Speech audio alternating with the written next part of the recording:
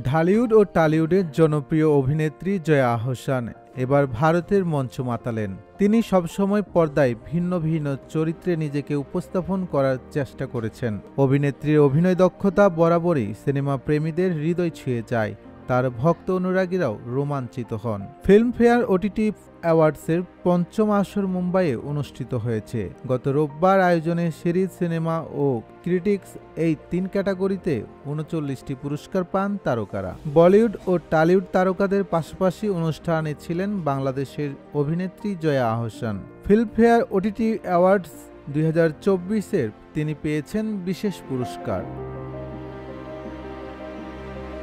ঢাকার ঐতিহ্যবাহী জামদানি শাড়ি পরে ভারতে মঞ্চে উঠেন এই অভিনেত্রী। জামদানিকে ব্যতিক্রম নকশায় গায়ে চড়িয়েছেন জয়া আহসান। গতকাল সামাজিক যোগাযোগ মাধ্যমে অনুষ্ঠানের কয়েকটি ছবি শেয়ার করেন জয়া। পরনে যে শাড়ি রয়েছে তার নকশা ও শাড়ি পরার ধরন ছিল একটু আলাদা।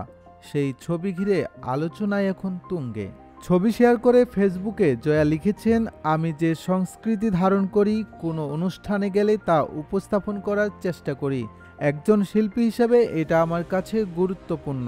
বাংলাদেশি ঢাকায় জামদানি আমার জন্য একটি গুরুত্বপূর্ণ জিনিস। এবার আমি জামদানি শাড়ির গতানুগতিক উপস্থাপনের ধরনটি ভাঙতে চেয়েছি। এটি করার জন্য ফিল্মফেয়ারের চেয়ে ভালো আর কোনো জায়গা নেই বলে আমি মনে করি। তিনি আরও বলেন, এখানে খ্যাতিমান শিল্পীদের সঙ্গে দেখা করার সুযোগ হয়।